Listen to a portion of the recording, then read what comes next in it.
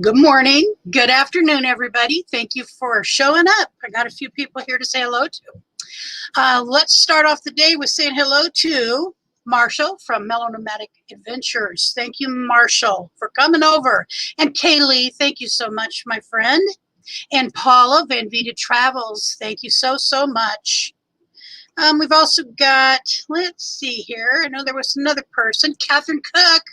Hey, Catherine. We miss you guys a lot. Richard and I really do. He as much as me. So thank you for coming. And please tell Homer we say hello. And Angie Hay Family Adventures is going to be our guest today. So hello, Angie. Thank you for coming. And so the situation with Angie is that they're having a big storm that's supposed to be popping in about the same time the live is. So I think we know what that means. It could be problems. So I'm going to do one other thing and then to just get started. I want to say thank you to the people that are my channel members. Well, thank you for everybody.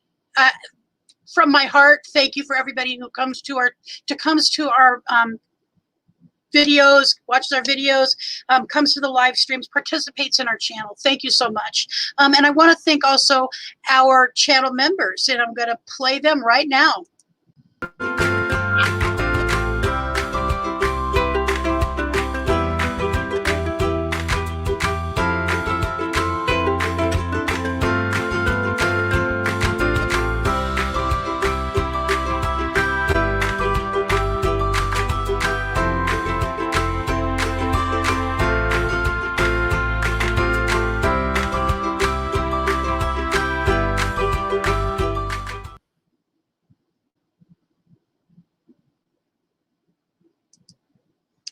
Thank you. And thank you so much for being a channel member.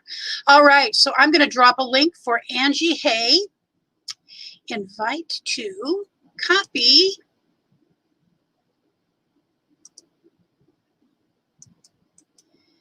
And paste. I'm looking forward to this. Angie is a really fun person. I really have enjoyed watching videos and seeing, you know, your personality is so warm and inviting, and I enjoy talking to people like that. So when you see the link, please grab it. Yes, it's right there. And then we'll get started. Today, in the meantime, I'm going to share the screen for a moment with our weather. Okay, this is a big deal here. Today it's going to be a high of 93 with a tonight 57, and the what's it called, humidity is about 53%, somewhere around there. So that is not a fun humidity. Not a fun humidity. And then tomorrow 87, Wednesday 86, 89, 94 on Friday. In the 90s the rest of the week going into next week. So Richard, while I'm in the hospital, Richard will be having fun in the sun. All right, let's see if Angie's been able to come into the stream yet. Picked up the link. I don't see you yet, Angie. So I'm going to say drop it one more time. Sometimes it does take a minute. It's not like an immediate, you know. It takes a second. It takes a second. So let's see what's going on in the chat. And my cameraman decided to put my camera up higher than my screen. And I like seeing what people are saying. And so I have to keep looking down a little bit. And but I like looking into your eyes. So Roy and Becky, I believe you got things going on today. Thank you for the raid and thank you for coming. And we're having a 93-degree day here, Roy. It's not going to be fun, but we've got air conditioning. So thank you, God, for air conditioning. Whoever invented that little tool, thank you. All right. So I do see Angie. And Angie, if you're ready, give me a thumbs up. All right. And hello, Alberta. All right, there we go. Hi, Angie. Hello, hello. How's it going? It's going pretty good. I think our storm finally passed. So, oh, cool. Good. You know, storms on and internet sometimes just don't work out together well. Exactly, especially when you're here in the country. I'm sure, yeah. So, where in the country do you live? What part of the world are you at? I am in West Virginia, in southern part of West Virginia. Aha. So you're in the country. Well, I'm glad you're here. I'm glad you're here with us today. All right, so let's get started right into this in case you have any trouble. There's my little sister Priscilla. Hello, Priscilla. Hello, All Priscilla. right. Priscilla, she's There's just little- 2 years. She's my best friend. She's 2 years younger than me, and I was not the very best of big sisters. Okay, I just was not.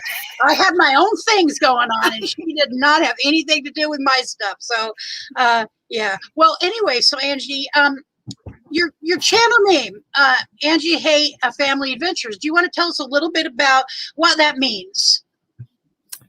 Okay, when I was trying to figure out a name or, try to describe myself within a title, basically. I thought, well, how can I do this to where people will understand that it's not about me? It is about spending time with each other and enjoying your family, Yeah. So come up with the name Family Adventures, because a lot of the things that we do it with our families. So that way they would have, I started it basically so that my son, if something happened to me, he would have memories to look back on. Oh, So this is like a living diary, yes.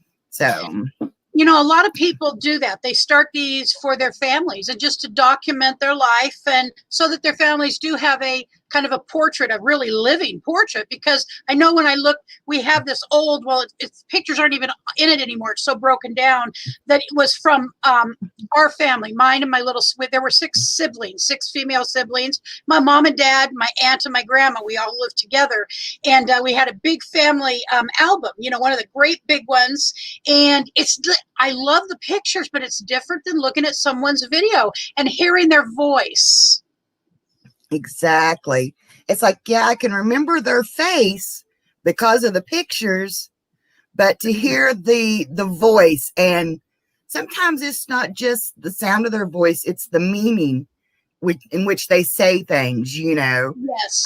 Like my dad passed away 4 years ago, and just to hear him say some of the little quirky things that he used to say, would be awesome, so. Yeah, exactly.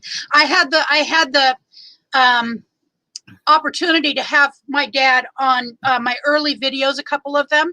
And so we do have him on video. And with, he was in a nursing home at the time. He had lived the last about year and a half or so in a nursing home.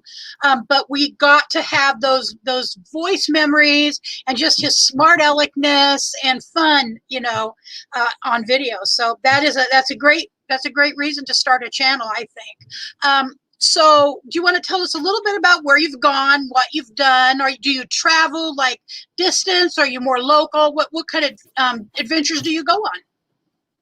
Well, I am, as anybody that's been on my channel knows, I speak out a lot about mental illnesses and mental disabilities. I have been told that, I've got different things going on, that I'm bipolar, severe depression, severe anxiety, and times getting out of my. So I have to make every day an adventure. I have to have a purpose and a reason. Hence again, the name Family Adventures. So I was in Florida. I go to Florida in the winter with my mom. She is 75, going to be this year.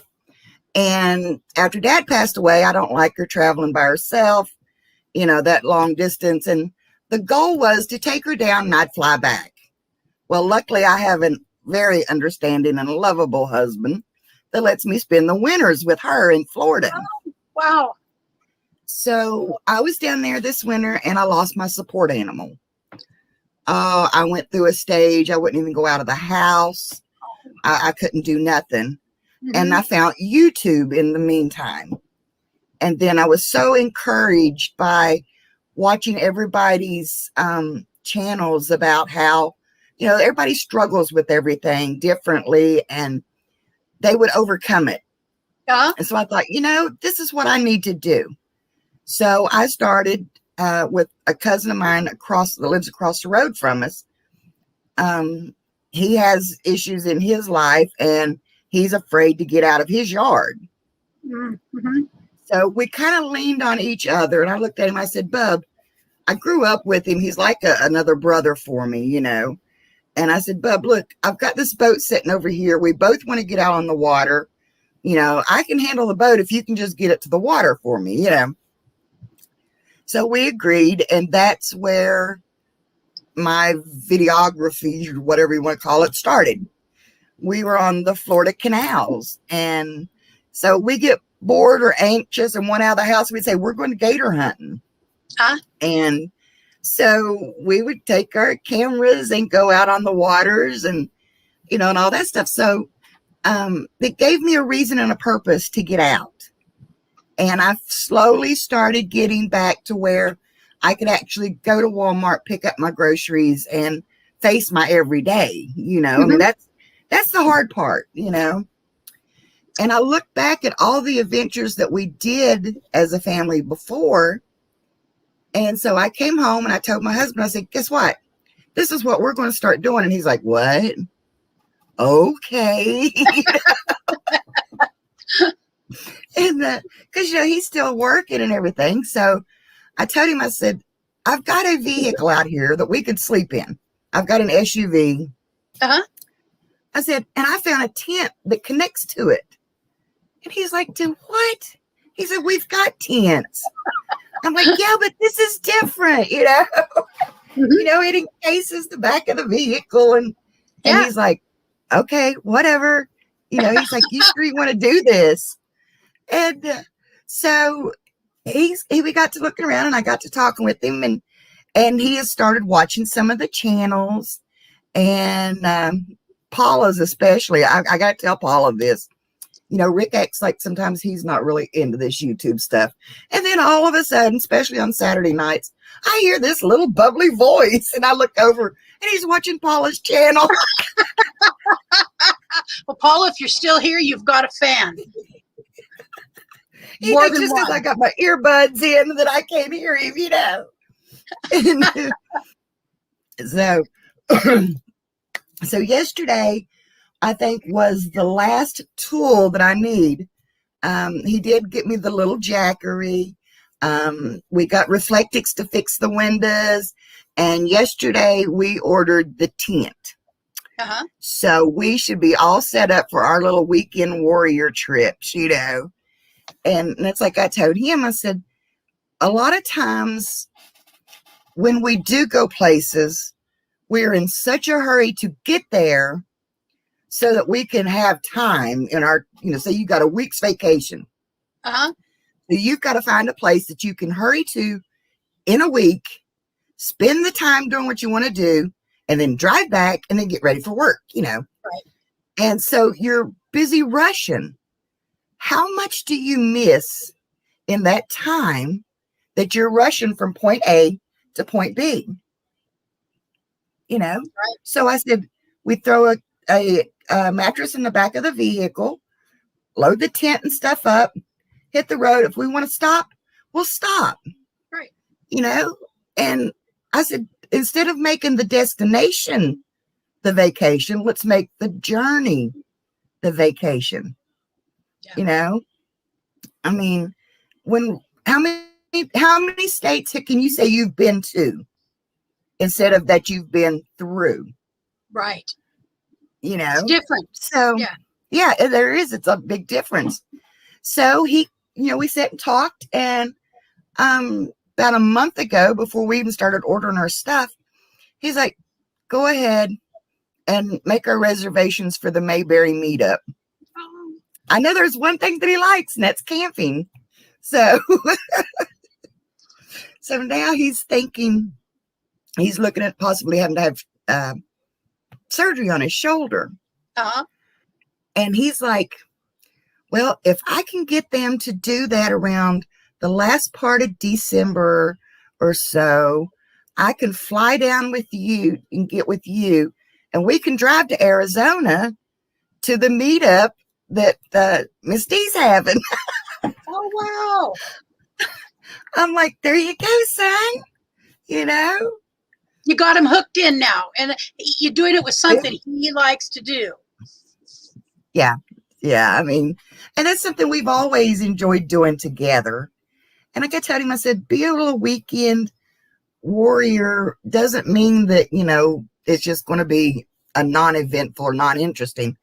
Right. There's places that we can get to within like 4 hours, and you can set up and still have so much time. Sure. You know, I want to go back to, we used to go up to the Greenbrier River and just pull off the side of the river somewhere and throw up a tent, you know.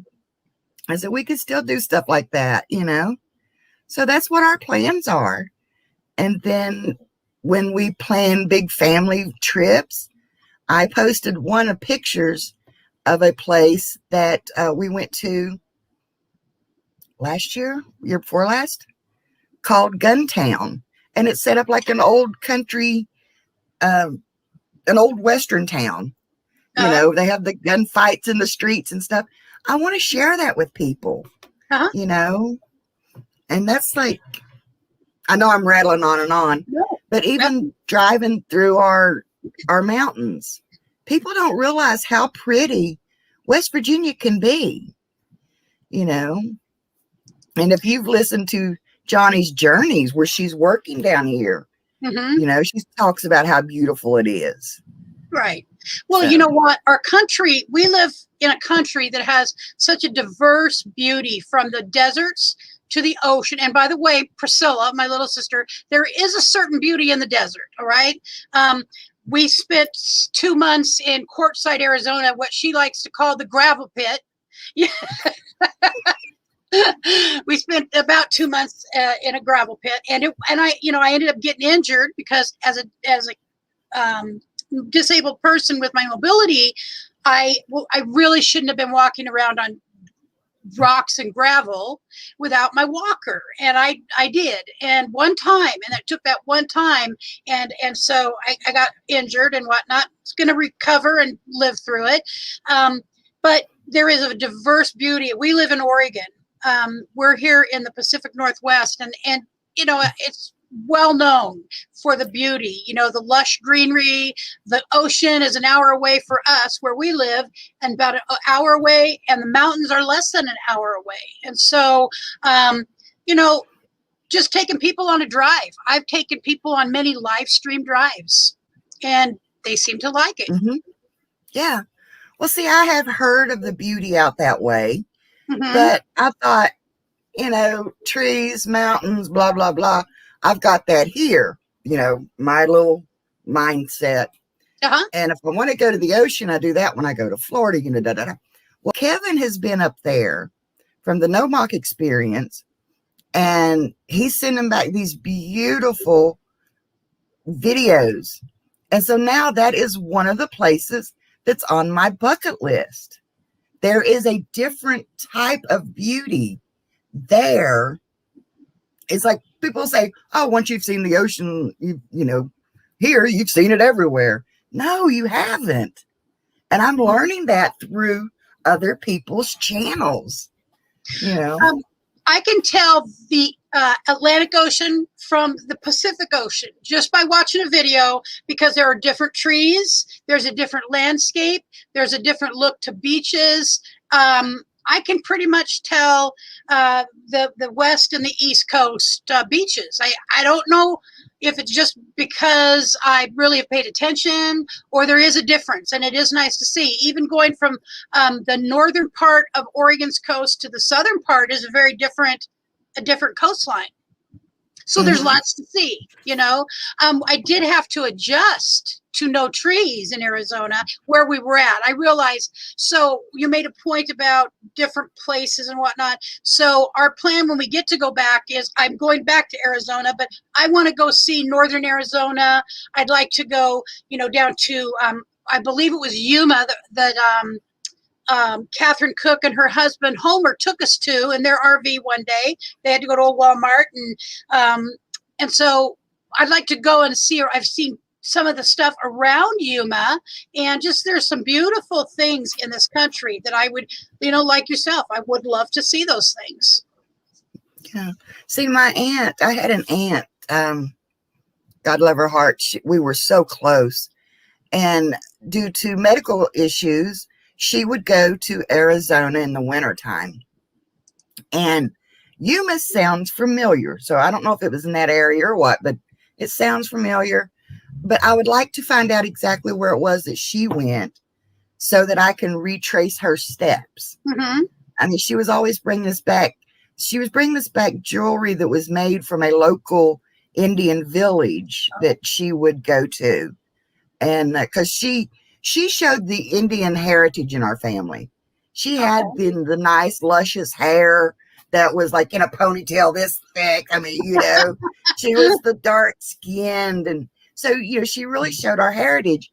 And out there, she embraced that, So, yeah, I'd like to follow in her trip just one time. Because she'd always say, when you get older, we'll do that together.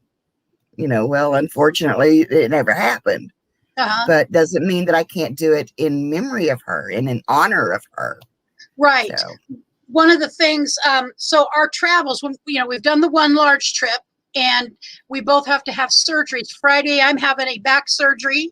And then after I recover a little bit from that, I have to have a second back surgery. He could not do both things at once. And then Richard is also, unfortunately, needing 2 back surgeries because he can't do it all at one time. So after we're recovered, we're looking at in probably the late winter or early spring of next year of being able to get back on the road and being able to see some of these other places, like I said. And as it turns out, I enjoy the desert. And the reason I enjoy the desert is, if you haven't noticed, I'm quite fair-skinned. And in the desert, there is very little precipitation as far as the humidity is really low. And so I could get color. I could get color in Arizona and not have the horrendous burns. Like if I went out today and I spent an hour or 2 hours or 3 hours like I did in Arizona sitting in the sun, I can tell you I would be burned so bad I probably couldn't have surgery Friday. And that, I believe, is because of the humidity. But in Arizona, not a problem. Not a problem. I got color, but I did not have blistering. I didn't have, that horrific burn like I will get in this state. It's just, I think, the humidity level. So also about traveling, and we always ask this question, and do you have a toilet set up in your RV, in your truck? I mean, so that's always something people are curious about. If you're not traveling in an RV, how the heck are you going to the bathroom? We have a little porta potty that we have on our pontoon boat. It's basically a bucket with a comfortable lid. And, of course, you put the trash bag in that. Boom, you're ready to go. And my biggest question is, where do you empty that? All right. So we have people on here who have done it, and I can tell you that they put it in the garbage just like you would a dirty diaper. You tie it off and you put it in a garbage. And as people say, it's no different than putting a baby diaper. It's a little different because the size is different, but it's no different than putting a baby diaper in the garbage. Just do it discreetly and dump it, and that's it. And so that is how everybody I know that travels in that manner does it. I mean, honestly, if I were, I already know if I was traveling, I've always thought I'd love to travel in a van, and I do not know why. I don't know why. Something's wrong with me in the head, I think. But I don't really, I like the comfort of the RV because I have a twin size bed. I can sleep on at night with a good, nice mattress, actually. But it all is cumbersome. I would just like to get in the vehicle and drive and go somewhere and not, but if I was going to do that, I would have one of those porta potty tents or porta tents, the little where you put a shower and you could put a toilet as well. So if I were going to travel like that, I had it all planned out. And as it turned out, That's my next goal is to buy the little tent to go over my porta potty and stuff.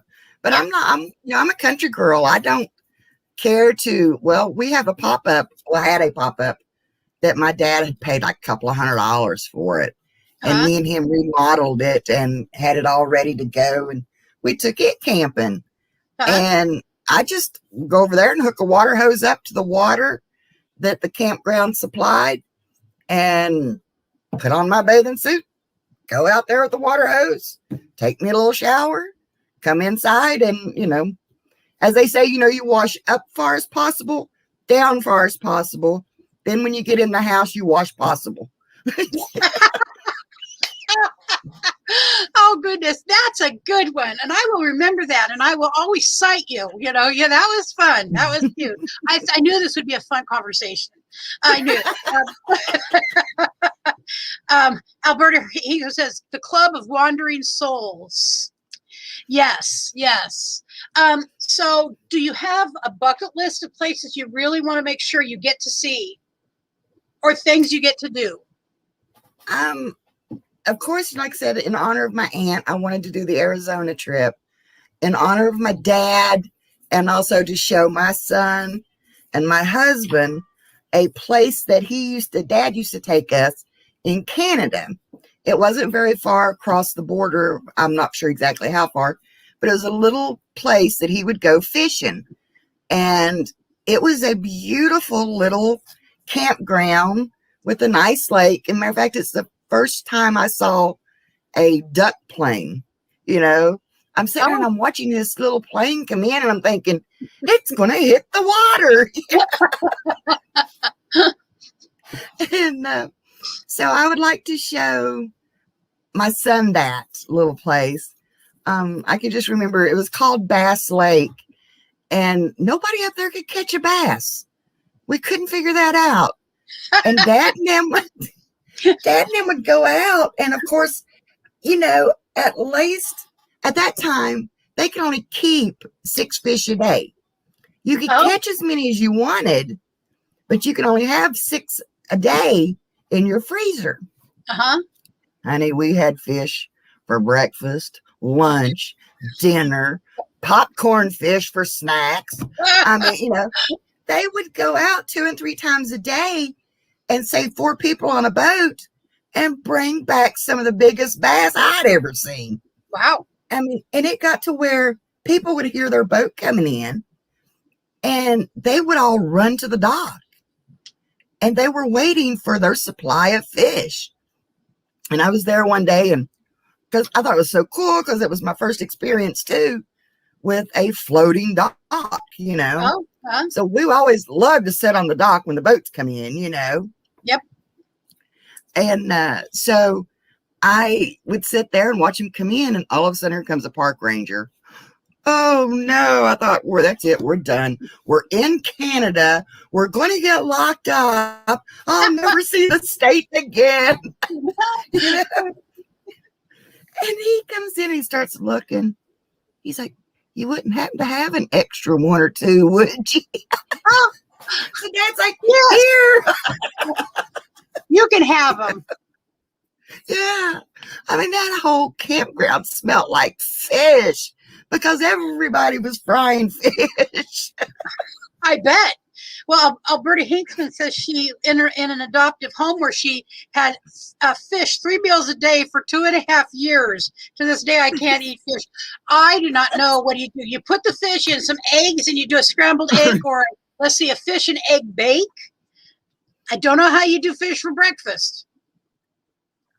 They would fry it up and just, it was there, you ate it, Yep. So going, I was going to share is that one of the things that I really have thought about in my own travels and my plans is that one of my sisters passed about 22 years ago, and her name is Annette. And if Annette were alive, she would have hid herself in my RV so she could go. We always wanted to do a cross-country drive, us like a Smokey and the Bandit thing. Her and I like to drive, and she didn't even have her driver's license till she was like 40, 35, something like that, maybe 35.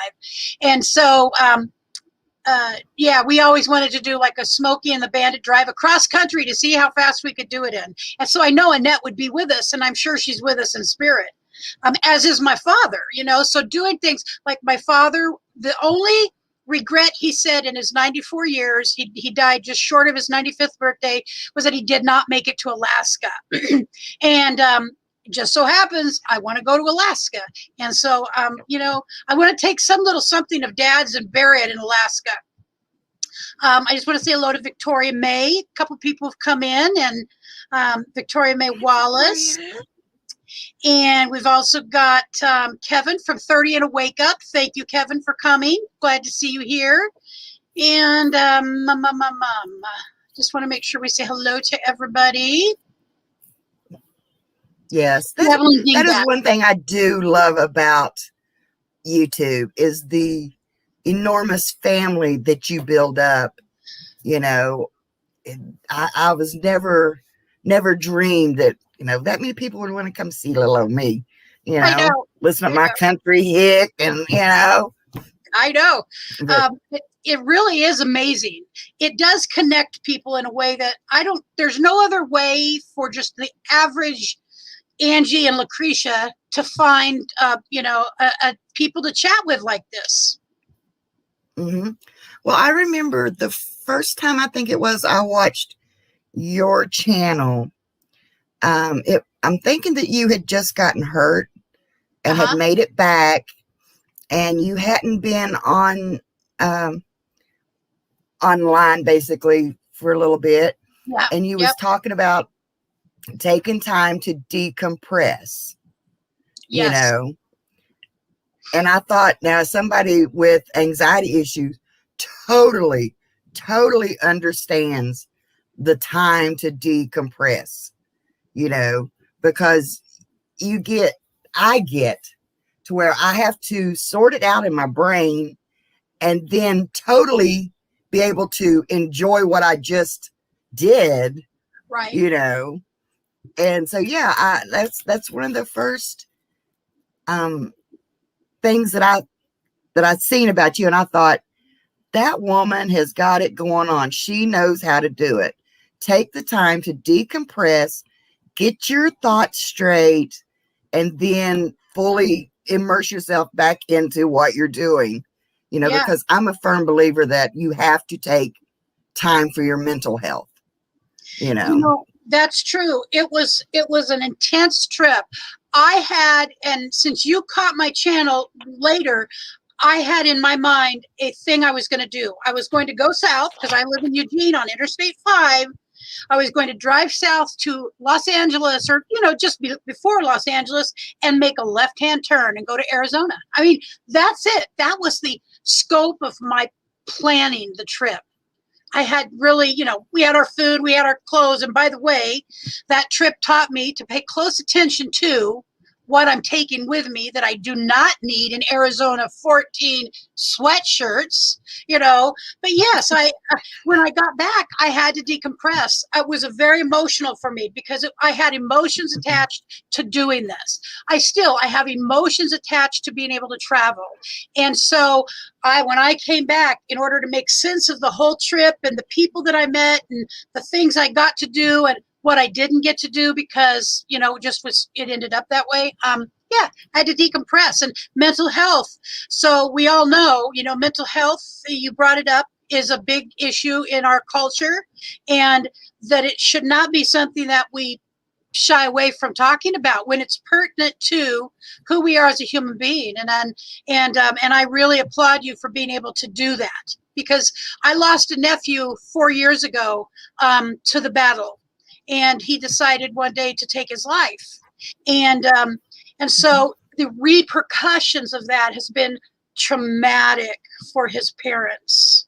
My sister and her husband, it's been a traumatic thing. And so that you're able to identify, you seem really happy about, by the way, you seem really happy about being able to go do this.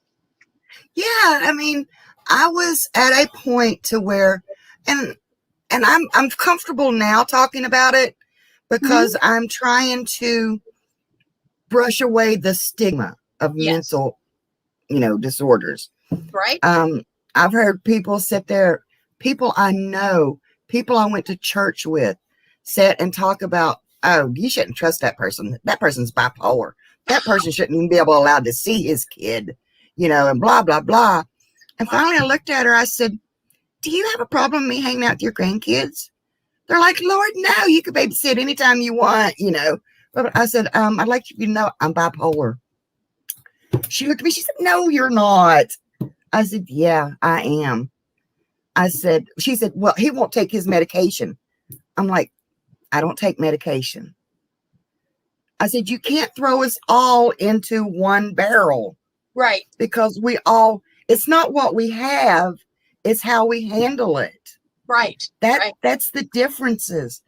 And I mean, I'll admit, I was at a point to where I had my last days planned to a T, to where it would look like a major accident because I didn't want my family to suffer with that stigma that, of the suicide, Right. And I had it all planned out. And for some reason, God was looking above. I said for some reason, but we know there's always a higher power. Yep. My son decided he wanted to transfer schools.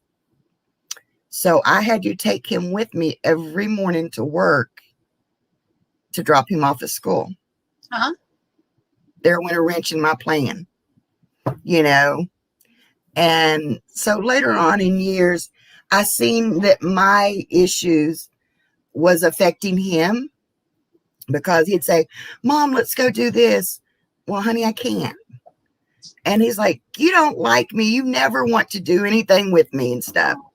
So I had to break down and tell him my issues, And he's like, I said, honey, I don't want you to be mean, mad at mommy over this. And I mean, he was in his early teens, hadn't quite started high school yet. And he said, Mom, you're my mother. I could never hate you. What you deal with, I deal with. We'll do it together. And, so he became a big supporter of mine. And I have to admit that his freshman year of high school, he joined the junior ROTC group, and I started volunteering with them. And then I got taken off work and put on disability, which was a big adjustment because you go from being a useful person in society, Hey, honey. My girl looking for me. My puppy was looking for me. Oh. You go from being a successful business person. I mean, I sold insurance. I had the 9-to-5 carry a briefcase type job, to somebody looking at me and saying, you ain't able to work no more. I felt useless, And so I started volunteering with my son more. Well, since then, I thought, okay, they got to go to nationals, they got to go to competitions, and I've been to Kentucky with the group, I've been to Maryland with the group, Washington, D.C., Florida, and it got easier with each trip. But I didn't sleep at all because of my disorders. But I was there for my son. Yeah. And so he would go and he would look at me and he'd say, Mom, you okay? You can do this, right? And I'm like, yes, honey, I can, And he would sometimes just come up, take my hand for no reason. When I opened up to him, he understood. And instead of me struggling alone, we would do it together.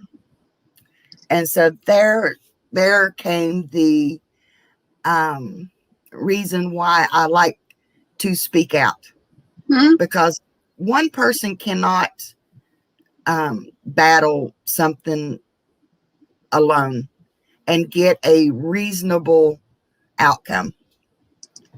But it's less stressful if you battle it with somebody.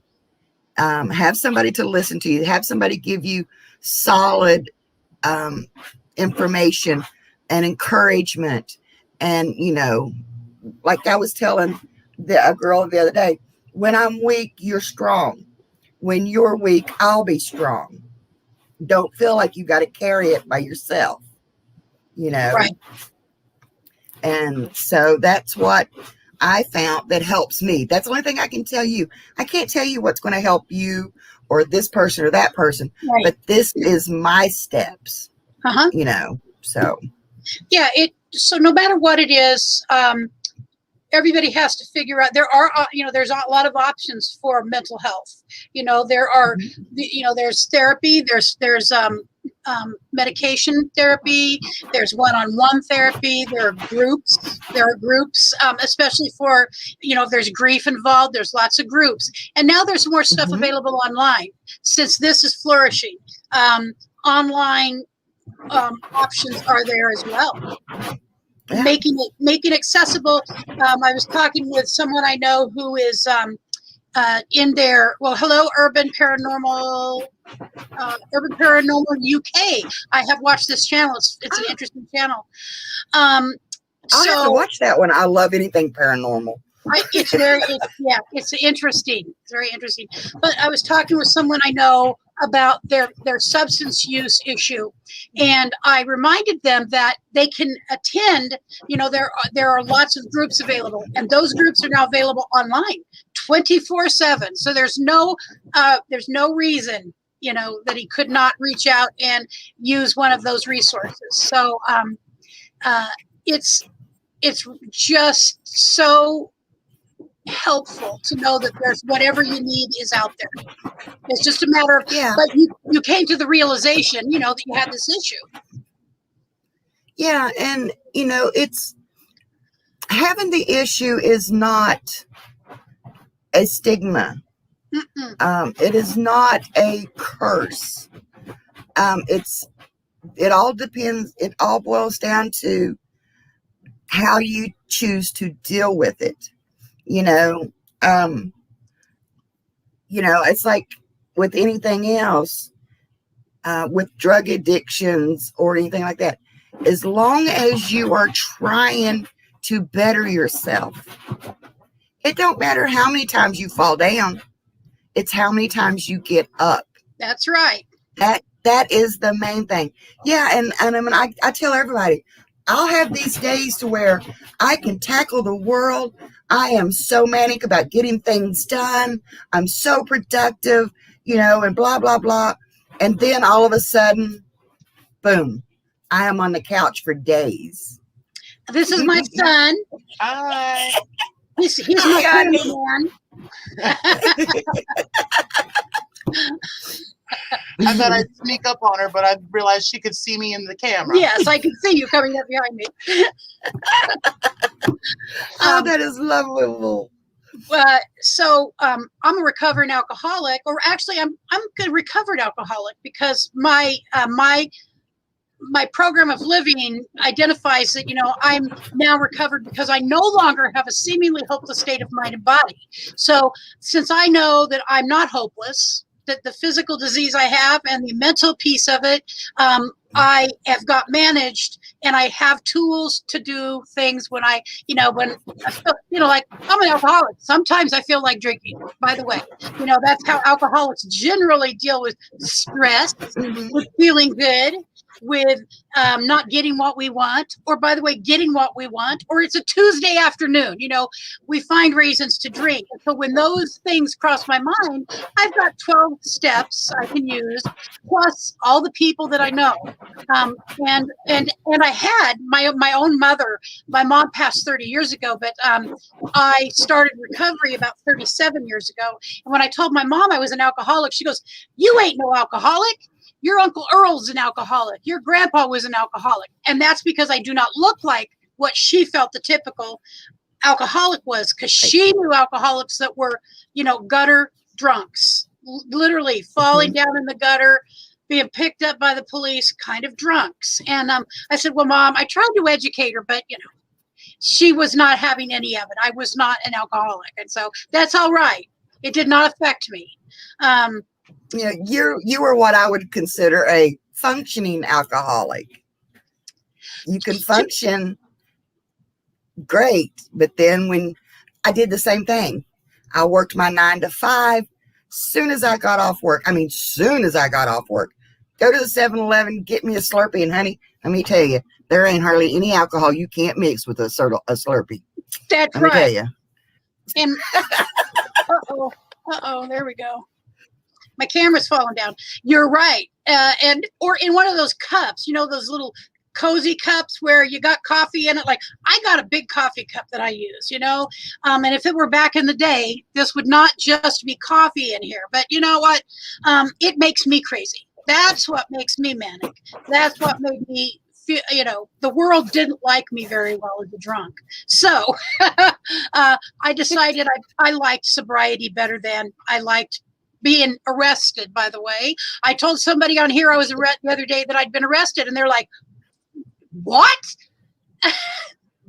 It's just, it goes with the story. Let's see. Van City Adventure, by the way, he said we all love you. Van City Adventure said that a few comments back. Let's see, anything else here? So looking towards the future, when do you think you might be? So your husband may have to have shoulder surgery, right? Yes. Replacement. Yes. Or I've had 3 shoulder surgeries, but I haven't had a replacement yet. That's actually coming up next year. They're going to have to go in, and I guess they call scope it out, clean it out. Yep. They went to do an MRI on it, and there's some metal in there, and he has no idea where it came from. Oh, wow. What it is or whatever. So yeah, we're getting at those ages to where, when we were younger, we put a lot of stress on our joints. Yes. Now it's like, hello, Right. They're like, remember when you was mean to us? We're going to get you back now. That's true. Well, I was an athlete when I was young. When I was a young person, I was a high functioning athlete in softball and in track and field. I did field events. I threw the javelin, the shot put, and the discus. And I worked out with boys. I did not work out with girls. I thought they were weak. I know it's really foolish, but I did. And so I damaged, because we didn't have good training back in the day.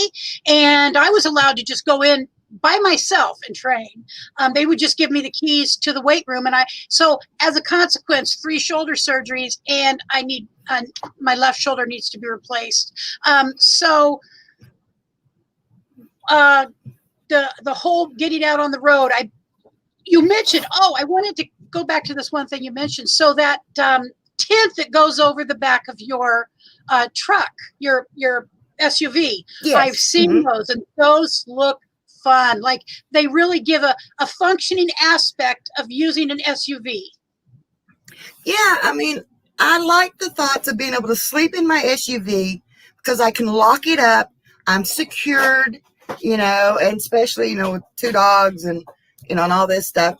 And if I do ever go camping by myself, I feel safe. But then in the mornings, I just get up and I pop my hatch, and it opens up into the tent, so that, I'll have my little changing areas.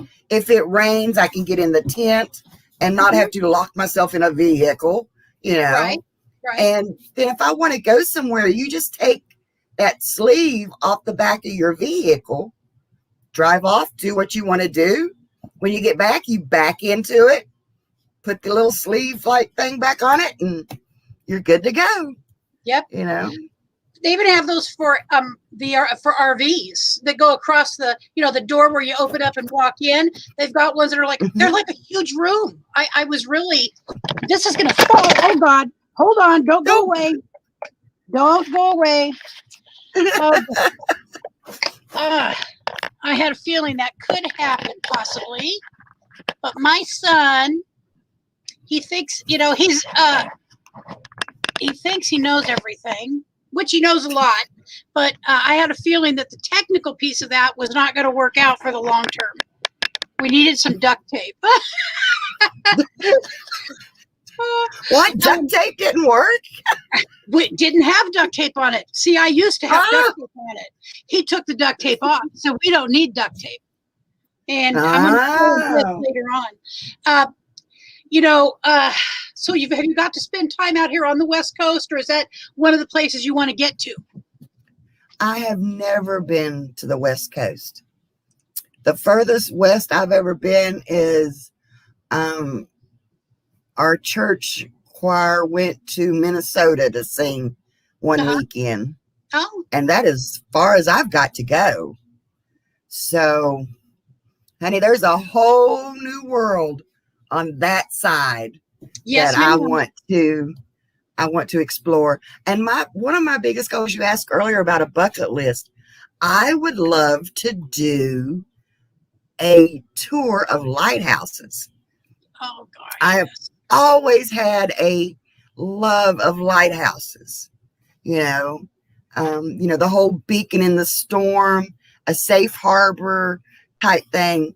And I always said that I would tell my son to be a lighthouse for somebody, and that's what I like to do. That's just one of my little sayings is be a lighthouse, because everybody gets tossed to and fro from time to time, and they need a little safe harbor or they need a little light shown, and, so yeah, one of my little stupid little sayings is, be a lighthouse. Angie, that is absolutely not a stupid saying. That could go on a sticker. Be a lighthouse. And so I want to do a tour of lighthouses on the front of my SUV, because every time I go to Florida, I go out to St. Augustine to the lighthouse. Mm-hmm. And I wanted to get St. Augustine in there, but I also wanted to get a lighthouse. So on my front license plate, it has the big SA, for St. Augustine, and then a lighthouse. You would not believe how many people ask me what that SA stands for. And they'll say, what's that stand for? I'm like, smart arse. Yeah. But yeah, I mean, so lighthouses is like kind of my thing. My kitchen's decorated in lighthouses. And so that's one of the things I would love to do is a tour of lighthouses. Kaylee says right here, there is she believes there are lighthouse societies and clubs. I guarantee you there are clubs for lighthouses. Beautiful. Mm-hmm. I mean, you're right. Be a lighthouse. Be a beacon. Yeah.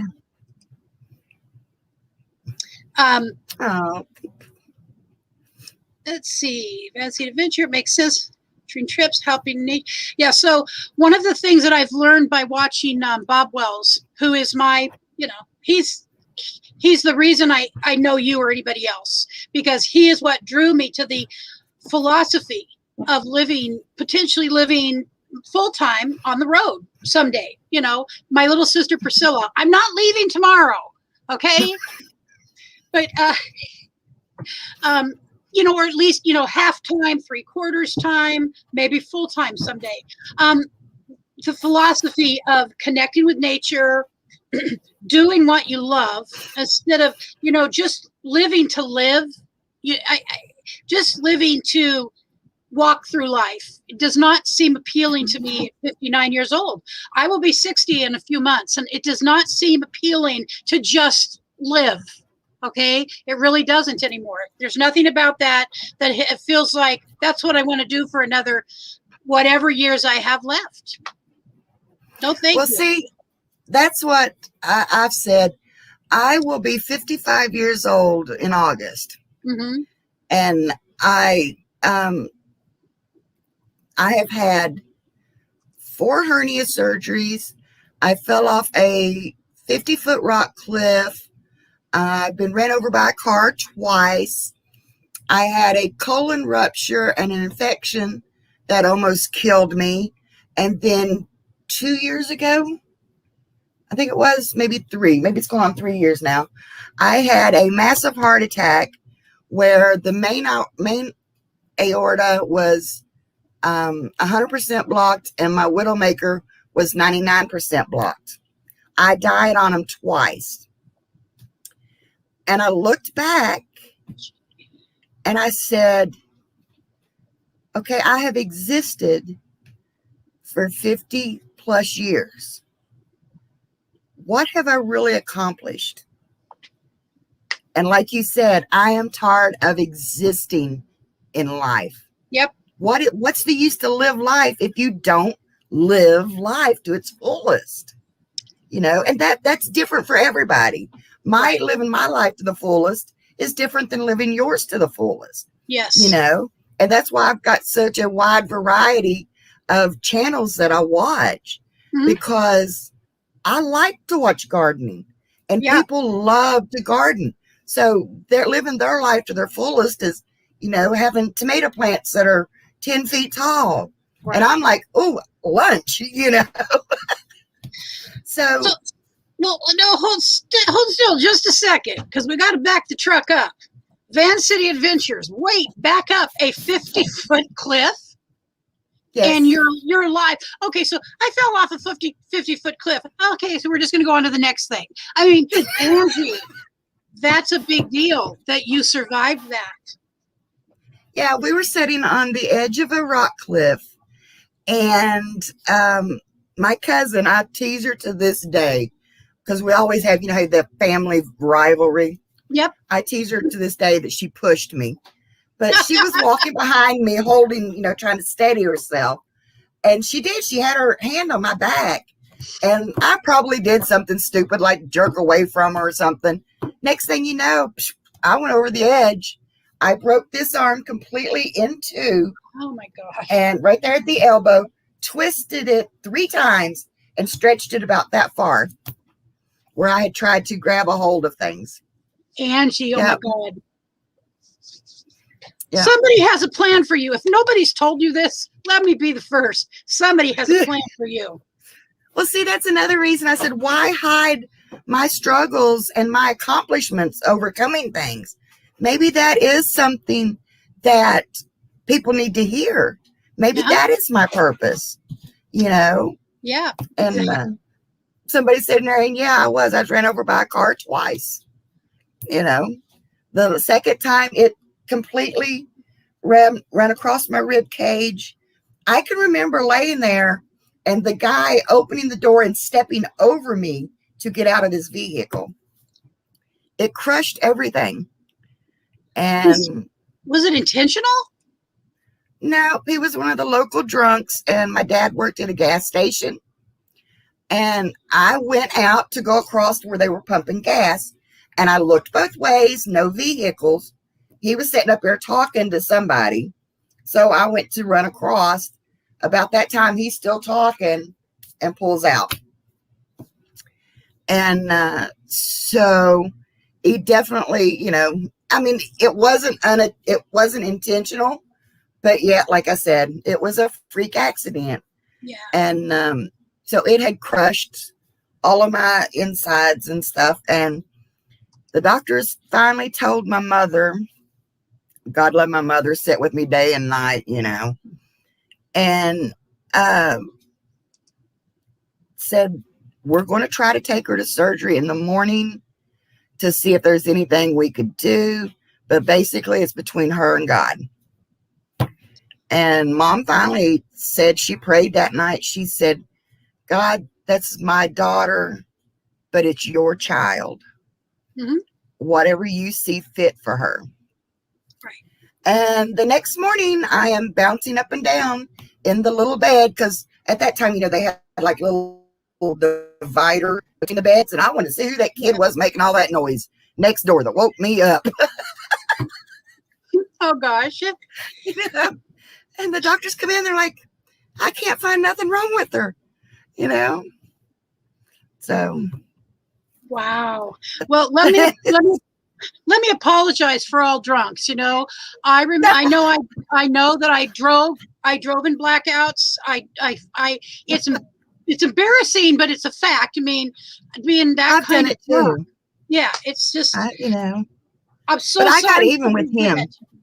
You did. I got even with him. Yes, I learned how to pop the ends off of they bring the syringes in, give me shots. They put the little orange cap back on. They take the needle out with the little orange cap. And I learned how to fly them little caps. Pow! And he did. He came to see me and apologized. And I remember a little stuffed animal he brought me. But as he was going out, he got bopped in the back of the head with one. Good girl. Good girl. I mean, I could see why you would do that, and you would have a right to do that.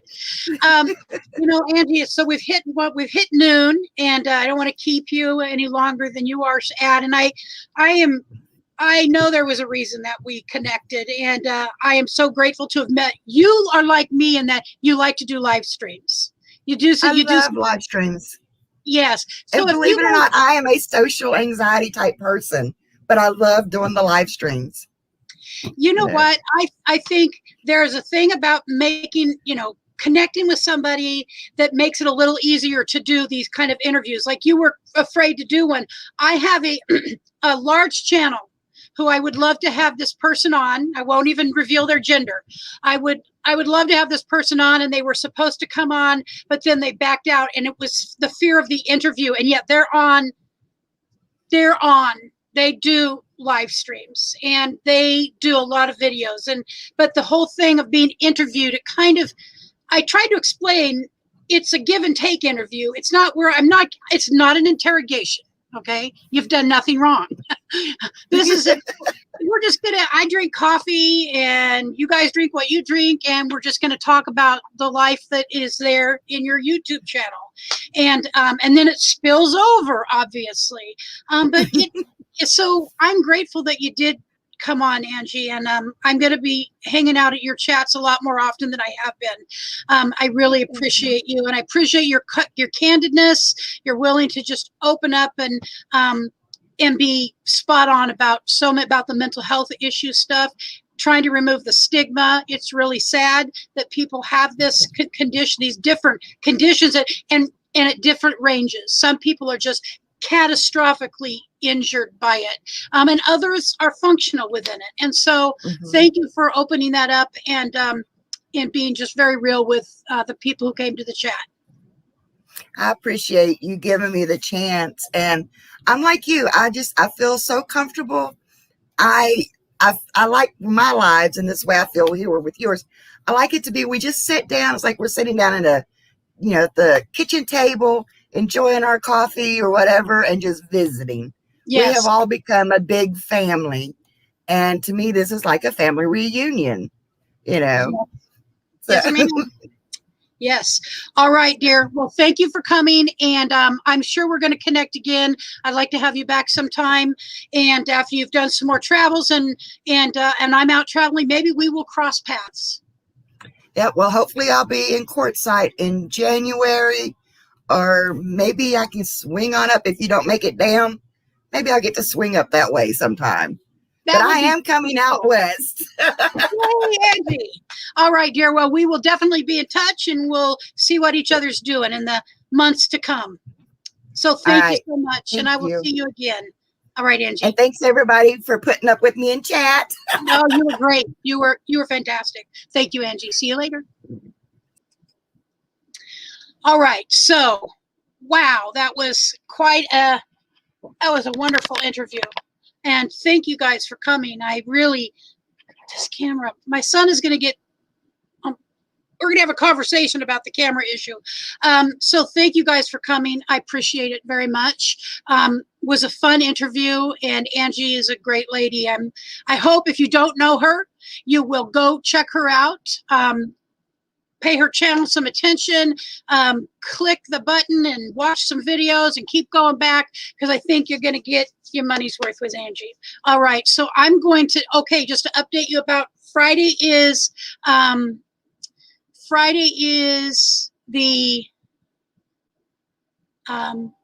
surgery, and I may go on Thursday. I'm not sure. I'm really not sure, but I may go on Thursday and do something. And then Richard will probably be having surgery in the next 3 weeks. So we'll keep you updated on that. And in the meantime, I want to thank my channel members. Where'd it go? I believe this is it. Once again.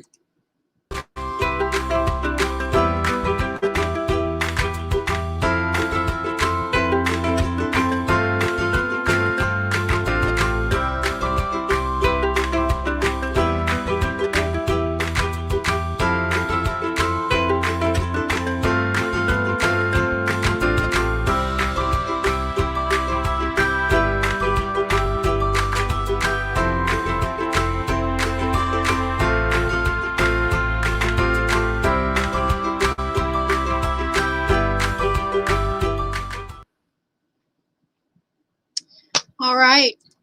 All right, guys. Thank you so much. It was a good interview. I really enjoyed spending time with you. Be safe, be healthy, and I love you guys. Thanks so much.